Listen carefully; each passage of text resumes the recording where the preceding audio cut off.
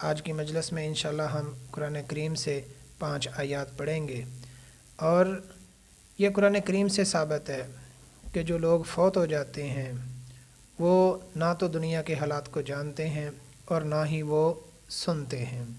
آئیے قرآن حکیم کو ہم پڑھتے ہیں۔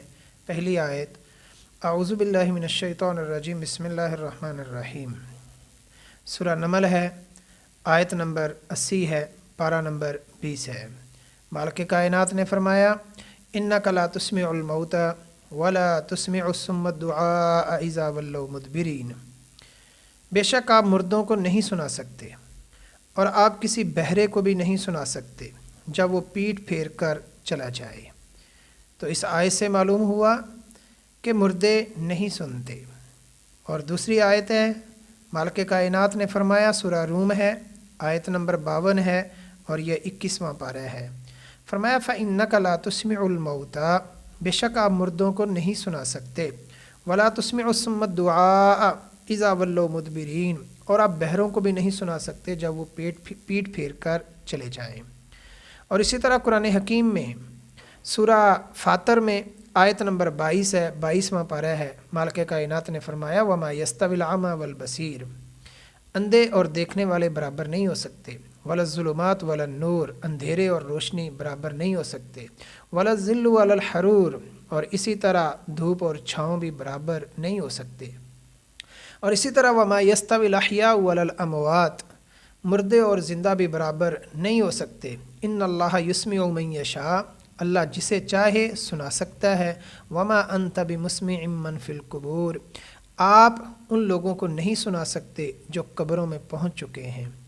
قابل صد احترام بھائیوں، سامعین و ناظرین، اللہ تعالیٰ نے تیسرے پارے میں اپنے ایک نیک برگزیدہ بندے کی مثال دی ہے، اور مفسرین نے ان کا نام جناب عزیر علیہ السلام ذکر کیا ہے کہ ان کا ذکر ایک بستی سے ہوا، اور انہوں نے خیال کیا کہ یہ بستی جو اپنی چھتوں پر گر چکی ہے، ویران ہو چکی ہے، برباد ہو چکی ہے، یہ کیسے آباد ہوگی، اس کی رونقیں کیسے بحال ہوں گی۔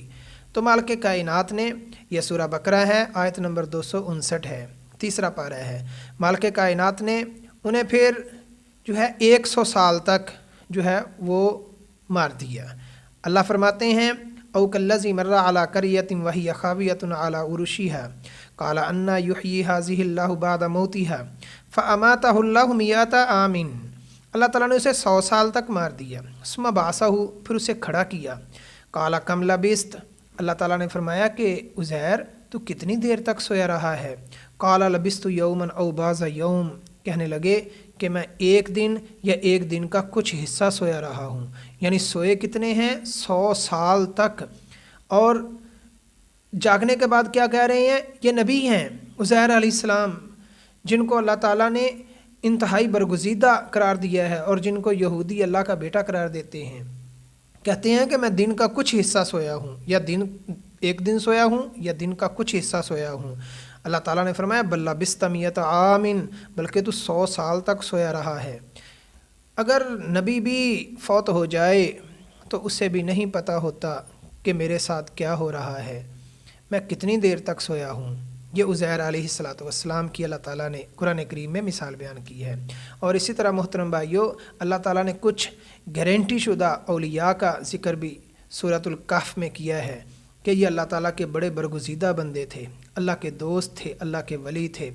جب انہوں نے ایک غار میں پناہ لے لی تو اللہ تعالیٰ نے پھر انہیں اندازاً 300 سال کے قریب، اگر چاند کے شمار کیے جائیں تو 309 سال، اور اگر سورج کے شمسی سال شمار کیے جائیں تو 300 کے قریب سال اللہ تعالیٰ نے انہیں سلا دیا۔ اور پھر جب وہ اٹھے تو مالک کائنات نے ان کا ذکر، آپس کی ان کی باتوں کا ذکر قرآن کریم میں کیا ہے۔ وَكَذَلِكَ بَعَثْنَاهُمْ لِيَتَسَاءَلُوا بَيْنَهُمْ، ہم نے انہیں اٹھایا تاکہ وہ ایک دوسرے سے سوال کریں۔ قَالَ قَائِلٌ مِّنْهُمْ كَمْ لَبِثْتُمْ، کہنے لگے ان میں سے ایک کہنے لگا تم کتنی دیر تک سوئے رہے ہو؟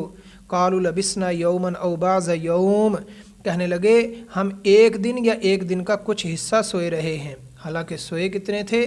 300 سال یا 309 سال۔ اللہ اکبر۔ اس سے پتہ چلتا ہے کہ اللہ کے جو ولی ہوتے ہیں انہیں بھی قبروں میں نہیں پتہ ہوتا کہ ہم کتنی دیر تک سوئے ہیں۔ محترم بھائیو، یہ تو حالت ہے انبیاء کی، اولیاء کی، اس لیے یہ عقیدہ قرآن حکیم کے مطابق بنا لیں کہ مردے جو ہیں جو قبروں میں پہنچ جاتے ہیں، فوت ہو جاتے ہیں، چاہے وہ انبیاء ہوں، چاہے وہ اولیاء ہوں، اتقیاء ہوں، صلحاء ہوں، فقہاء ہوں، وہ قبروں میں نہیں سنتے۔ یہ قرآن کریم کا عقیدہ ہے۔ رہا اللہ کے نبی صلی اللہ علیہ وسلم کبھی بھی قرآن حکیم کی کسی آیت کے خلاف نہیں جا سکتے، قرآن حکیم کے مطابق ہی ہوگا۔ اور ہم جو یہ سمجھتے ہیں کہ جا کے قبرستان میں پھر ہم السلام علیکم کیوں کہتے ہیں، السلام علیکم اہل الدیار یا السلام علیکم اہل القبور ہم کیوں کہتے ہیں، تو محترم بھائیو یہ سنانے کے لیے نہیں ہوتا، یہ ان کے لیے دعا ہوتی ہے۔ جس طرح ہم کسی بہرے کو سلام کہتے ہیں تو یہ اسے دعا ہوتی ہے، اسے سنانے کے لیے نہیں ہوتا۔ قرآن کریم میں یہ صفت صرف اللہ تعالیٰ کی ہے کہ اللہ تعالیٰ نے جگہ جگہ اپنے بارے میں فرمایا ہے ان اللہ هو السمیع البصیر، ان اللہ سمیع علیم۔ اللہ تعالیٰ سننے والا ہے، اللہ تعالیٰ جاننے والا ہے۔ کائنات میں کسی کے متعلق اللہ تعالیٰ نے یہ نہیں فرمایا کہ وہ ما فوق الاسباب سننے والا بھی ہے اور جاننے والا بھی ہے۔ اللہ تعالیٰ ہمیں سمجھ عطا فرمائے، اللہ تعالیٰ ہمیں عمل کی توفیق عطا فرمائے، اللہ تعالیٰ ہماری اصلاح